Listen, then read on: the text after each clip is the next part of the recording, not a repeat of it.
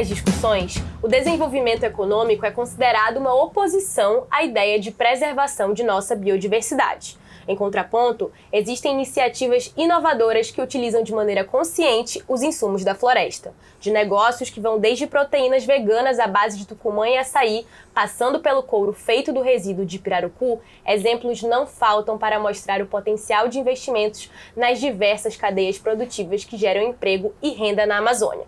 Por isso, hoje o TH entrevista Paulo Simonetti, mestre em biotecnologia, líder de captação do Programa Prioritário de Bioeconomia, o PPBio, do IDESAN, e um dos organizadores da Expo Amazônia BioITIC 2023, que acontece de 28 a 30 de novembro, em Manaus. Seja muito bem-vindo, Paulo. Muito obrigada pela sua disponibilidade e pela sua presença. Eu que agradeço pelo convite. Então, já que a gente já pegou essa deixa aí de falar sobre a exposição que vai ocorrer, eu queria te perguntar qual é a temática que a Expo Amazônia BioITIC aborda e qual é a relação que ela possui no que diz respeito ao desenvolvimento socioeconômico aqui da região amazônica. Claro, a Expo Amazônia, na verdade, ela é uma agenda que traz a conexão entre a tecnologia da informação, né, enfim, setor de informática, eletroeletrônico, que é muito forte aqui na nossa região devido ao polo industrial de Manaus, e a conexão com a bioeconomia, com biotecnologia, que também é uma vocação da nossa região por estarmos no meio da Amazônia. Então, essa união é muito forte, assim, porque se a gente parar para pensar, nossas cadeias produtivas nunca tiveram de fato grandes investimentos em ciência e tecnologia. Tu pega a cadeia da borracha, por exemplo, um dos grandes estudiosos da Amazônia, que é John Batista, ele descreve nos livros dele que o único investimento que teve foi uma faca com ponta curvada que conseguia tirar a seiva das árvores sem necessariamente matá-las. E até hoje é a única coisa que tu encontra na Amazônia, né, em relação à cadeia da borracha. Então, assim, se o maior ciclo econômico do Estado teve só esse investimento, imagina os outros, né? Então, muitas das coisas ainda é feito como era feito antigamente, no período colonial até, né? Coleta de castanha, extração de açaí, tudo é muito feito de forma ainda muito artesanal. Então, a ideia de juntar essas tecnologias é justamente para trazer essa tecnologia que já está disponível no mercado para as cadeias produtivas, para de fato a gente conseguir levar as matérias-primas da Amazônia para um novo patamar, né, seja em produtividade, seja em qualidade, e assim conseguindo alcançar, né, os mercados nacionais e internacionais. E essa feira vem justamente para mostrar todas essas oportunidades, seja do que já aconteceu, do que está acontecendo e do que vai acontecer. Você citou a ausência de investimento. Na sua perspectiva, esse é um dos principais desafios que as pessoas que atuam no ramo de bioeconomia enfrentam? Quais são os outros? Você poderia falar um pouco mais? Olha, os desafios são os mais diversos. A gente tem desafio amazônico, né? Questão de logística, questão de controle de qualidade dessa matéria-prima, com questões, por exemplo, associadas à capacitação, boas práticas de produção no meio da comunidade, conectividade, tem dos mais diversos. A Amazônia é um mundo de desafios, né? Assim como a Amazônia é grande, também são enormes os nossos desafios, né? E justamente por isso que eu acredito que essa conexão entre as tecnologias pode ser uma estratégia, né? Uma válvula de escape para a gente de fato conseguir desenvolver de forma sustentável a Amazônia. E existem setores específicos dentro dessa grande área que é a bioeconomia, que tem maior potencial de crescimento na região amazônica e especificamente no estado do Amazonas? Com certeza. As principais cadeias produtivas que hoje atuam tem a indústria pesqueira, né, em especial Pirarucu e Tambaqui, tem a indústria associada à produção de óleos e manteigas, que hoje já está extremamente conectada já com indústrias de cosméticos ou de farmacêuticas, tem a indústria da castanha, né, a indústria do açaí, que são dois grandes potenciais, em especial o açaí, que já ganhou o mundo, né? Então esses são grandes potenciais para o desenvolvimento sustentável da região. Mas claro, se a gente não cuidar disso, vai acabar acontecendo a mesma coisa que aconteceu, por exemplo, com a borracha, né? Que era adicionada tecnologia, o valor realmente associado à borracha estava muito mais fora do nosso estado do que no nosso estado, né? É a mesma coisa que acontece com o açaí, por exemplo, né? Tem um dos grandes estudiosos da Amazônia atual, sinaliza que é agregado mais valor na cadeia produtiva da açaí do que fora da Amazônia do que necessariamente dentro da Amazônia. Então a gente ainda continua perdendo, né, esse desenvolvimento industrial, a agregação de valor do nosso território com a matéria-prima amazônica. Na sua visão, o que é que está por trás disso? Por que a gente continua perdendo? Eu acho que a gente continua perdendo, em especial porque falta a nossa capacidade de desenvolver a região de forma sustentável, conectar todos os atores, né, os investidores que têm interesse em investir em startups, em grandes negócios, em grandes tecnologias, conectar as comunidades de forma sustentável, né, ter uma troca justa com a comunidade, capacitar essa comunidade, né, colocar esse empreendedor que está no meio do caminho, que consegue conectar as duas pontas, né, colocar todo mundo numa mesma mesa e fazer com que todo mundo consiga dialogar. E é justamente aí que esse evento entra. É um espaço onde vai ter investidor, vai ter pesquisadores das cadeias produtivas, vai ter pesquisadores da área de tecnologia da informação, de eletroeletrônica, vai ter gente de comunidade aparecendo. Então é um espaço onde todos, não importa de que área, de que setor você se relacione com a comunidade, com essas cadeias produtivas, você está ali exposto, né, a essa realidade e poder se conectar e promover novas conexões, né? Eu acho que esse é o mote desse evento, né? Promover essas conexões para que a gente de fato consiga levar as cadeias produtivas e o desenvolvimento da Amazônia a um outro patamar. E Paulo, quais são as iniciativas atuais que a gente já dispõe, que contribuem para o desenvolvimento sustentável da região? Olha, a gente tem muitas frentes que contribuem para o desenvolvimento sustentável local, assim.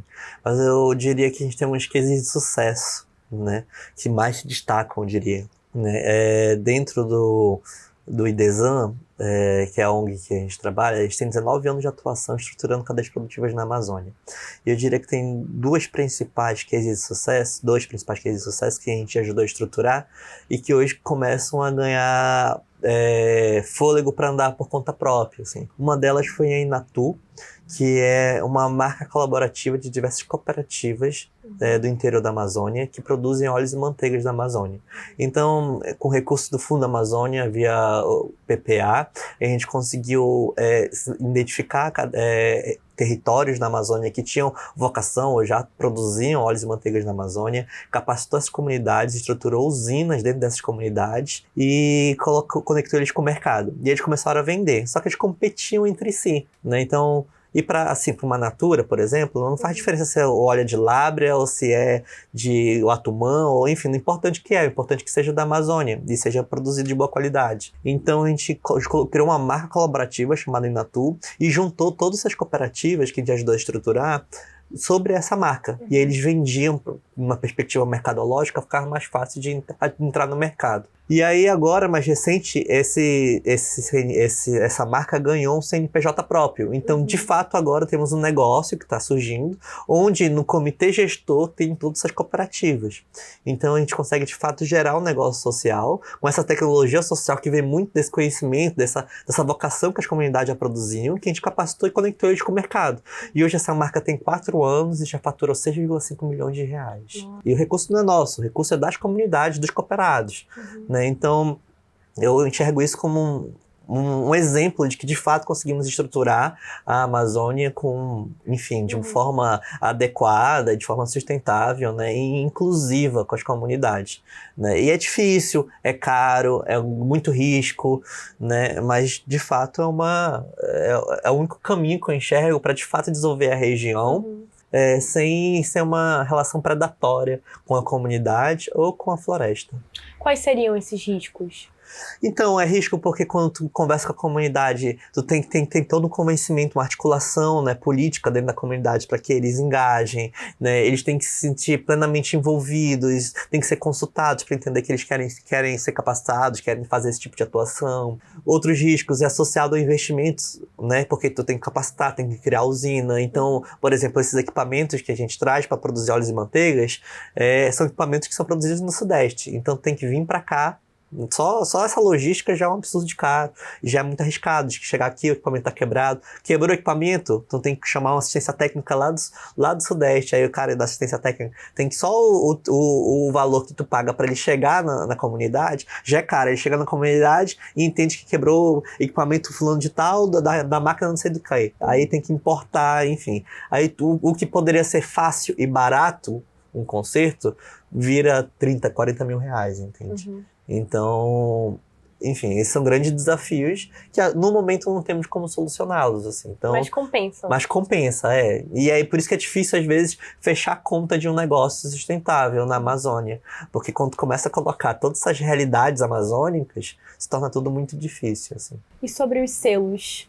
selo verde, que categorizam essas empresas, você enxerga eles como algo positivo? Com certeza, esses selos são muito importantes, porque eles apresentam para o mercado uma segurança de que, de fato, aquele produto agrega valor e tem uma boa relação com as comunidades. Tem selos, por exemplo, o FSC, que é um selo associado a manejo florestal, né? É um selo que garante que aquela madeira que está vindo dali, ou aquele produto oriundo daquele manejo florestal, é de fato feito com madeira legal, é de fato feito de forma sustentável, né? Tem uma troca justa com a comunidade, né? Não tem nenhuma relação predatória, né? Selos, por exemplo, o EcoCert, que é um selo de produção sustentável e orgânica europeu.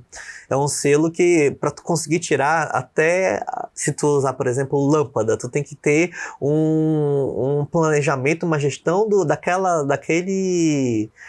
daquela pilha que tu usou dentro daquela lâmpada, tem que mostrar que tu está tendo a destinação correta daquele resíduo, sabe? Depois que tu usa aquela pilha. Então, assim, eles pegam nos detalhes, sabe? Então, de fato é sério esse processo. De fato é sério, exato. E tem muita fiscalização em cima, muito controle. Então, com certeza, uma empresa certificada, a depender, claro, de qual selo que a gente está se referindo, mas com certeza eles são muito importantes para o mercado. E você citou a questão também das comunidades, de como essas relações operam. Na sua opinião, como a ciência e a tecnologia auxiliam nesse processo de valorização de tecnologias tradicionais? Porque na cosmovisão deles, também são perspectivas que devem ser levadas em consideração, também são tecnologias ancestrais. Então, na sua opinião, como esse processo ocorre? Então, essa relação com a comunidade, ela é muito delicada e por isso que se faz muito importante sempre a consulta, né, pública dentro da comunidade, chamando todo mundo que faz parte da comunidade para falar sua opinião e verificar se realmente eles têm interesse naquele tipo de atividade econômica, se eles querem fazer parte, se a cooperativa ou esse tipo de trabalho fazem sentido para eles, né? Tudo para buscar o respeito à autonomia deles. Dentro dessa empresa que eu citei, por exemplo, eles estão no comitê gestor não por acaso, porque é importante trazer essa autonomia para eles decidirem o que de fato eles querem fazer. E o conhecimento tradicional deles é de extrema importância. Afinal, ali, muitas dessas comunidades que a gente atua já faziam essa extração de óleo, extração de óleo de andiroba, ou de copaíba, enfim, dos mais diversos já faziam isso tradicionalmente. E vendiam. O que a gente ajudou é capacitar eles para fazer com que eles façam de tal forma que o mercado consiga absorver aquele óleo, né? Então, eu enxergo a conexão entre a tecnologia e o conhecimento tradicional de uma forma muito delicada, mas importante, porque no momento que a gente conseguir, de fato, ter uma confluência entre os dois, no momento que a gente conseguir fazer com que os dois dialoguem, é onde a gente vai construir, de fato, alguma coisa muito única para a realidade amazônica, muito única para o mundo, mas que vai conseguir, de fato, promover esse desenvolvimento sustentável da região. Então, eu diria que esse é o caminho, mas ninguém sabe direito como fazer. E a gente vai tentando e não tem receita de bolo, né? A gente vai descobrindo na experiência. Exatamente. Também. E, na sua perspectiva, como esses modelos de negócio e a ascensão deles corroboram com aquilo que a gente conhece hoje por desenvolvimento sustentável? Você acredita que, por exemplo, houve uma maior preocupação, um aumento de empresas, de iniciativas que vêm buscando esse contato? Com certeza. Vamos pegar o exemplo da Natura, mais uma vez. A Natura, para trabalhar com a Amazônia, ela teve que olhar para a comunidade, estruturar toda a cadeia produtiva, preparar toda essa cadeia para poder ela absorver essa matéria-prima que estava sendo produzida de boa qualidade. Quantas empresas têm um fôlego, seja financeiro, seja de conhecimento técnico, para fazer toda essa estruturação da cadeia para si próprio? São poucas, raríssimas. Tanto que tem, sei lá, algumas, 2 ou 3 que atuam de fato na Amazônia como a Natura atua de forma tão intensa. Então, é muito difícil, né? E a gente olha para os pequenos negócios que a gente está estruturando hoje, as startups, a mesma realidade. Para ela produzir um produto de alto valor agregado de castanha, ela tem que olhar para trás e estruturar toda essa cadeia produtiva da castanha, capacitar a comunidade. Então, o negócio perde a vocação dele, né? Que é produzir aquele produto de alto valor agregado para ter que saber entender sobre como capacitar a comunidade, saber estruturar todos esses detalhes. Então, o que a gente tem pensado dentro do design, é uma estratégia nossa, é justamente olhar para cada um desses gargalos, dessas dificuldades que temos na cadeia produtiva, como uma oportunidade de negócio. Então, se no lugar de a gente garantir, por exemplo, rastreabilidade, eu preciso saber de onde que esse açaí vem, por exemplo. Né? No lugar de eu ter que fazer isso para cada empresa que vai comprar esse açaí, eu elaboro estruturo uma empresa de rastreabilidade que vai fazer isso não só para açaí, mas para castanha, para tucumã, para azóleos, para todo mundo. Então, é uma empresa que vai trabalhar só com rastreabilidade. Desse modelo de dentro desse modelo de negócio. Por que a rastreabilidade é importante? Porque, por exemplo, quando a gente tem uma rastreabilidade... imagina, hoje tu compra um açaí. Açaí na Amazônia, né, é que nem droga, né? Cada um tem seu fornecedor e ninguém quer dizer onde que compra, né? Não, esse açaí é bom, esse é o meu, e eu só não falo, né? E imagina isso em outra região, né, da Amazônia. Tu compra açaí a R$10 o litro.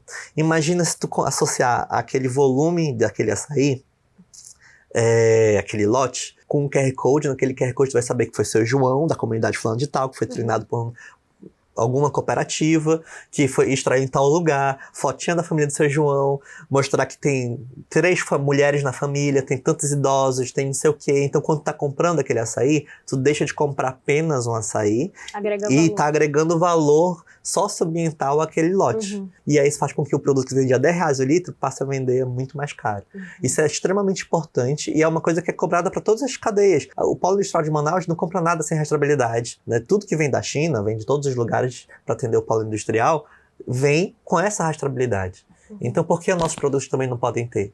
E aí é isso, a gente tendo essa rastreabilidade bem estruturada por um negócio, tendo boas práticas produtivas, a gente vai entregar os problemas da Amazônia para quem de fato é especializado em resolver aquele problema. E não uma empresa fazendo tudo isso.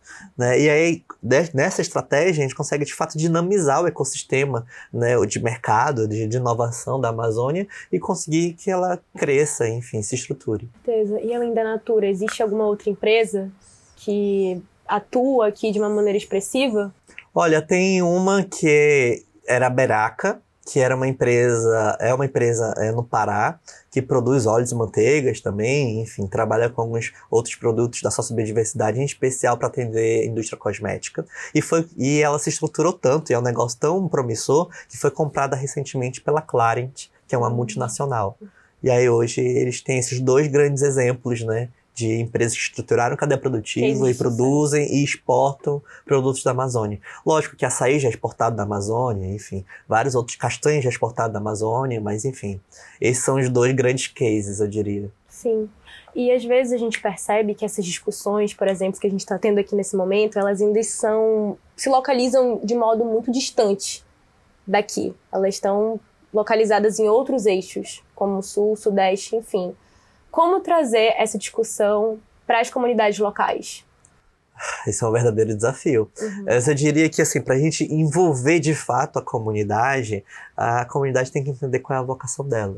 Né? Então tem um trabalho anterior. Antes de a gente falar de cadeia produtiva com a comunidade, tem muita comunidade na região amazônica que está em situação de vulnerabilidade, ainda mais agora com essa seca. Então... O que a gente precisa de fato é entender em que momento a comunidade está, atender as questões emergenciais que ela tem, seja de saúde, de educação, seja o que for. E neste momento, quando a gente começa a atender, a gente começa a oportunizar para que ela se estruture de tal forma, evitando o êxodo rural. E aí, pensando no negócio social, pensa em entender qual é a vocação daquilo ali. Não sei se você conhece uma pirâmide chamada pirâmide Maslow.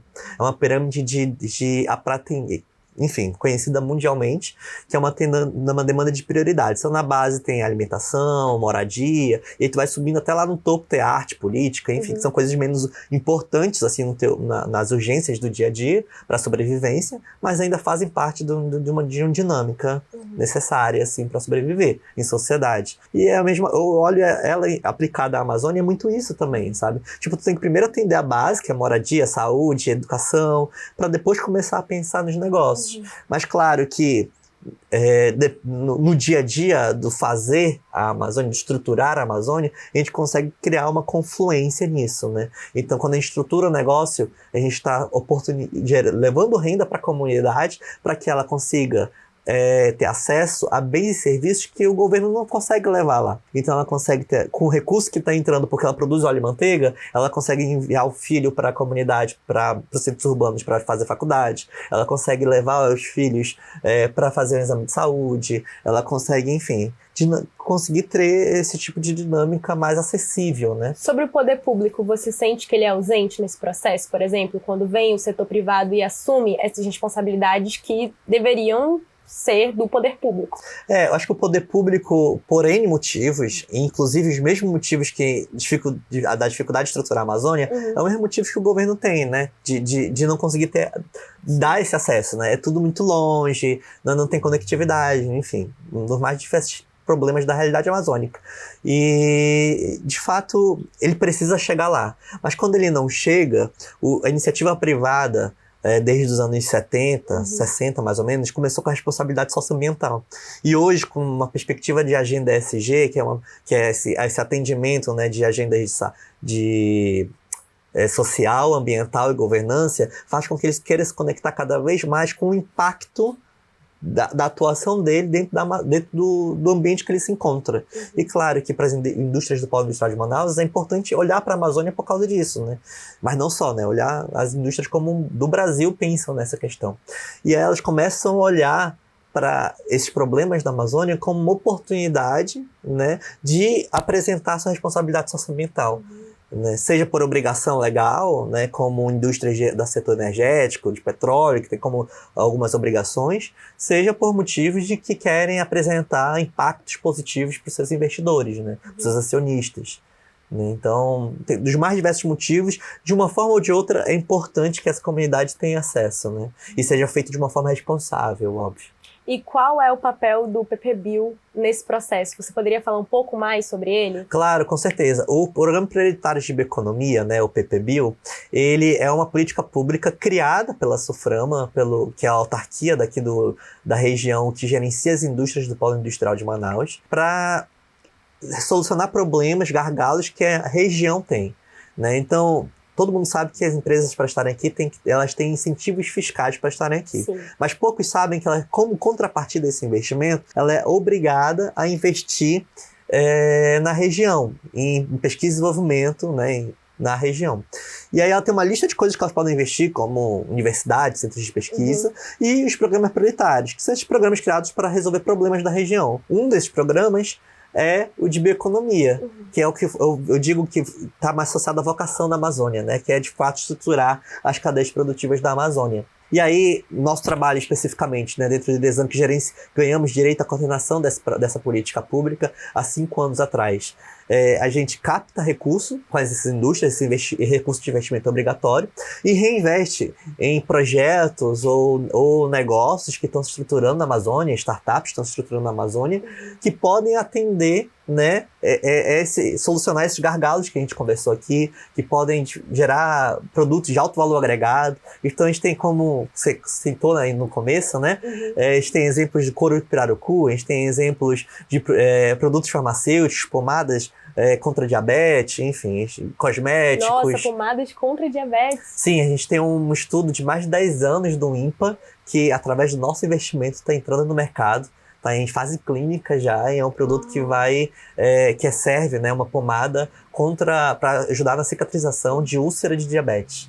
Né? Então, enfim, temos de mais diversos níveis de tecnologia, né? Rastreabilidade, como a gente conversou, tem vários projetos voltados para isso. Então a gente tem, enfim, está oportunizando aqui diversos projetos, onde temos hoje no nosso portfólio mais de 30 projetos entre execução, finalizados ou que vão começar a execução ainda, todos para buscar esse solucionamento do gargalo produtivo da Amazônia. Né? E parte desses projetos vão estar sendo expostos na Expo Amazônia. Retornando à Expo Amazônia, então, você poderia falar sobre o que as pessoas podem esperar indo até lá?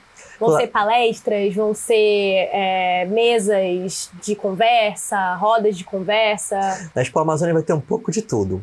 Na Expo Amazônia vai ter as comunidades de startups que vão estar se apresentando lá, então vai ter espaços que elas possam falar, que elas podem fazer os pitches, né, as apresentações de 5 minutos delas. Vai ter um ciclo de palestras para quem quer escutar um pouco sobre tecnologia, sobre meio ambiente, sobre como a Amazônia se conecta com todos esses assuntos que a gente falou aqui.